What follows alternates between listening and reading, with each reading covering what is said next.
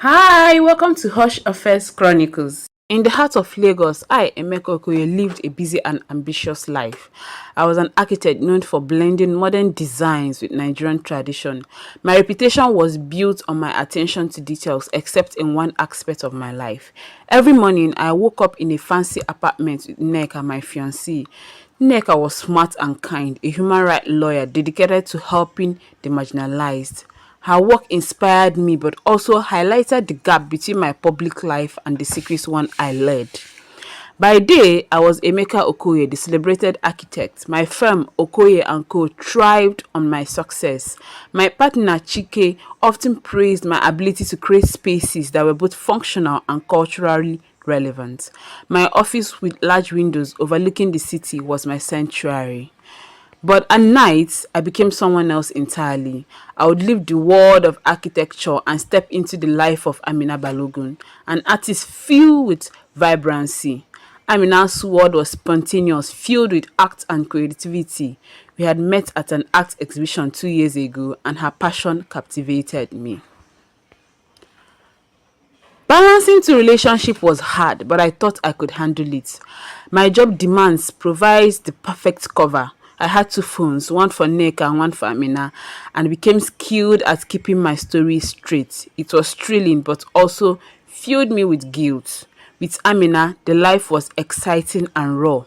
Her house at Lekki was a creative heaven, filled with art celebrating Nigerian cultures. We spent our nights immersed in her work and deep conversation. With her, I felt free and authentic, unlike my life with Nneka. But this freedom came at a cost. The more time I spent with Amina, the more lies I had to tell Nneka. The pressure of maintaining my double life began to wear on me. Nneka started noticing my frequent absences and changes in behavior. She attributed it to work stress but began to suspect something was wrong. At the same time, Amina demanded more of my time, wanting to know why I couldn't fully commit to her. The breaking point came during a particular busy week. I was overseeing the completion of a new cultural center, a project that was the highlight of my career. Nneka had planned a surprise weekend getaway to reconnect. Unaware, I had already promised Amina a trip to an artist retreat in Nike Lakes, Enugu State. Unable to decline it without raising suspicions, I made a risky plan to juggle both. On Friday morning, I went with Nneka to lodge at Port Harcourt, promising to join her later after a brief work emergency. Under this pretense, I called Amina to join me at the Port Harcourt airport, and we took a flight to Enugu down to Nike Lake for the retreat. Life has a way of catching up with those who tempt fate. On the second morning of my risky balancing act, my plans fell apart. Nneka, worried and suspicious, decided to surprise me at my meeting location. She found the office building closed for the weekend, her suspicions growing.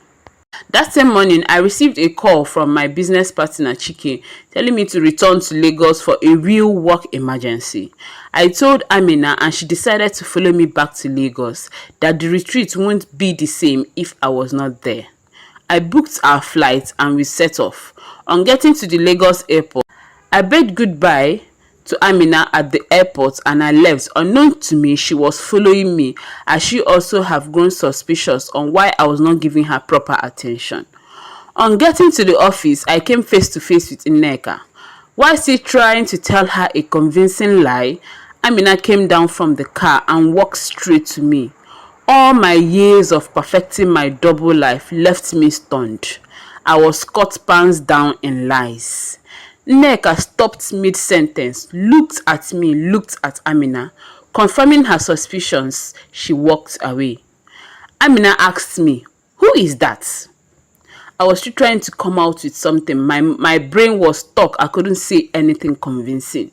She asked me, "Who was that again?" And I had no choice but to tell her that Nneka was my girlfriend.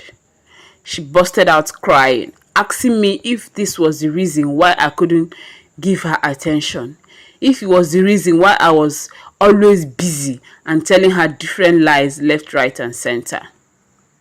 She stopped a cab and left me there. In all this, I was standing in front of my office building. looking confused on who to pursue and how to proceed. The days that followed were filled with regrets. Nneka moved out, unable to look at me. She focused on her work to distract herself from pain.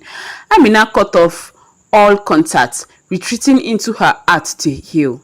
My personal life in ruins. My professional life began to crumble. The scandal of my double life leaked out, tarnishing my reputation. Clients pulled out and my firm faced financial difficulties. Chike, though sympathetic, couldn't protect me from the consequences. The once celebrated architect now struggled to keep his business afloat.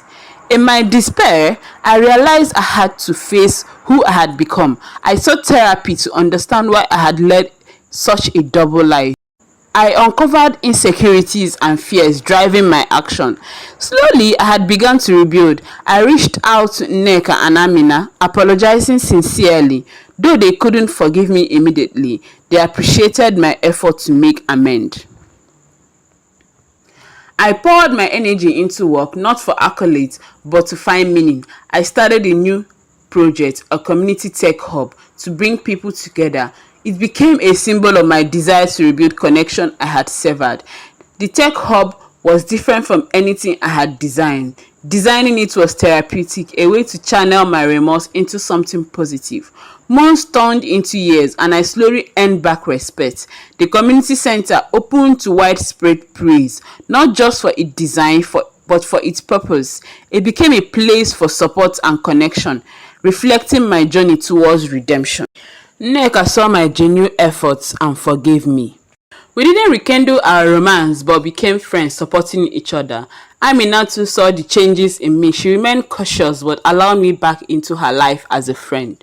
Emeka Okoye, the man who once led a double life, found a single purpose: to live with honesty and integrity. In doing so, I discovered a deeper connection with myself and others. My life, once a tangled web of shadows, now stood as a testament to the power of redemption and resilience. One afternoon, while overseeing the final touches on a new section of the community center, I had an unexpected visitor. Chidi, a childhood friend and a journalist, had returned from abroad. Emeka he greeted with a warm smile. "This place is amazing." "Thank you, Chidi," I replied. "It's been a labor of love." Chidi looked around. "The city needs places like this. I've been meaning to catch up with you. Your story is quite something." We reminisced about our youth and discussed the city. Chidi's insights were sharp, his observations shaped by his global experiences, but rooted in a deep love for Nigeria. His presence reminded me of the importance of staying connected to one's roots. A few weeks later, while attending a cultural festival in Lagos, I saw Amina among the performers. Her art drew a crowd, and she smiled when she saw me, a small but significant gesture towards reconciliation. "Emeka," she said, "good to see you. I wasn't sure if you'd come." "I wouldn't miss it," I replied. "Your work is stunning as always." We walked through the festival, the air filled with music and laughter. It felt like old time, yet different. There was an understanding between us, a shared recognition of our journeys and the healing still in process. As the sun set, Amina and I found a quiet corner of the festival. The sounds of drum and singing filled the air, a reminder of our rich cultural heritage. "I've been thinking about everything that happened," Amina said, "about us, about the choices we made. I regretted the pain I caused you, Amina. If I could go back, I would do things differently." She nodded. "We can't change the past, Emeka, but we learn from it. I've realized that forgiveness is more for ourselves than for those who hurt us. It doesn't mean we forget, but it means we move forward." Her words were a balm to my soul. We sat in silence, the rhythm of the drums echoing our hearts. It was a moment of quiet reconciliation, an unspoken agreement to leave the past behind and step into the future where our wounds could heal. The Tech Hub thrived, becoming a place of connection and support in Lagos. It hosted events, bringing people together from all walks of life. One evening, as I was leaving the hub, I felt peace. My life has taken an unexpected path, filled with highs and lows, but it led me to this moment of clarity and purpose. Walking home through the lively city of Lagos, I reflected on my journey. I had lost much but gained deeper understanding of myself and those around me. My relationships with Nneka and Amina has transformed into meaningful friendship built on mutual respect and forgiveness. I had mended bridges I thought were irreparably broken, finding a sense of fulfillment that had eluded me. In the years that followed, I worked on projects emphasizing community and connections. My design reflected my new outlook, prioritizing spaces that brought people together. The community center became a model for similar projects in other cities.